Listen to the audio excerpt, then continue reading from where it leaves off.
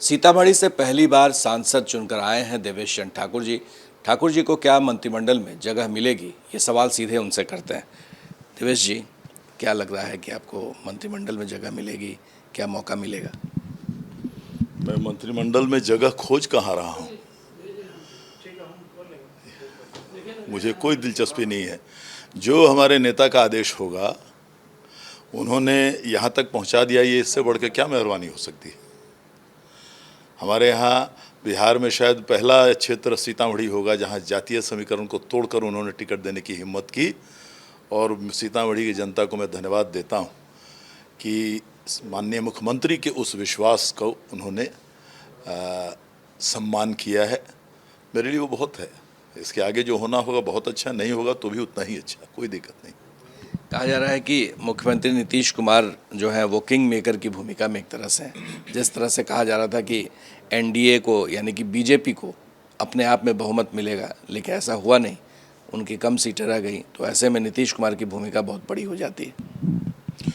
देखिए, नीतीश कुमार की भूमिका बड़ी हो जाती है, ये परिस्थितियों के चलते आप बोल रहे हैं, लेकिन ये बहुत ही स्वाभाविक जो नेचुरल अलायंस कहा जाता है, ये बहुत ही स्वाभाविक गठबंधन है।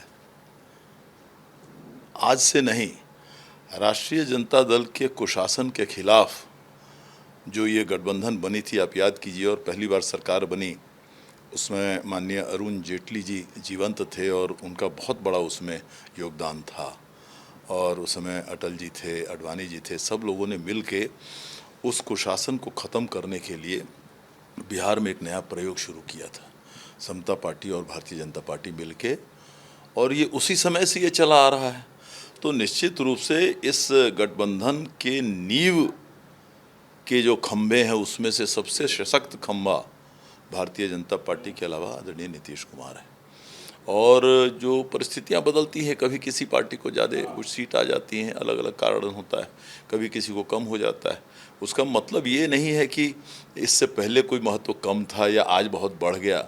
ये बात है कि नीतीश कुमार ने जो काम किया है बिहार में, उसका प्रतिफल उनको मिला है। पूरे वहाँ की जनता ने उनका सम्मान किया है, और आदरणीय नरेंद्र मोदी जी ने भी पूरे देश में काम किया, इसमें कहीं कोई शक नहीं है।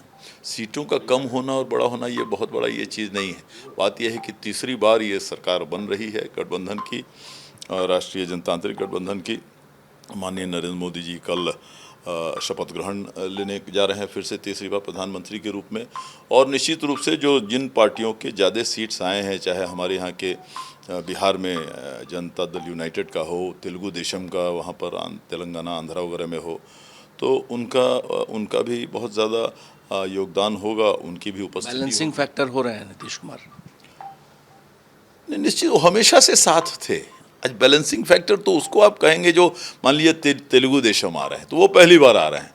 नीतीश कुमार, नरेंद्र मोदी, तो ये मैंने कहा आपको, that has been a natural alliance from the last 20 years. विरोधी कह रहे हैं कि कभी भी फिर बदल सकता है। विरोधी कह रहे हैं कि कभी भी सरकार गिर सकती है, नीतीश कुमार टीडीपी जब भी इधर आ जाए तो। ऐसा है, उस पेड़ के नीचे विरोधी सारे खड़े रहें ये सोचते हुए कि ये गिरने वाली है उससे ऊपर से, और हम यहीं पर बैठे रहेंगे। दिवा स्वप्न देखने को कोई मनाही नहीं है भारत के संविधान में, देखते रहें दिवा स्वप्न, कोई बात नहीं। ये देखिएगा, ये तो अभी शुरुआत है।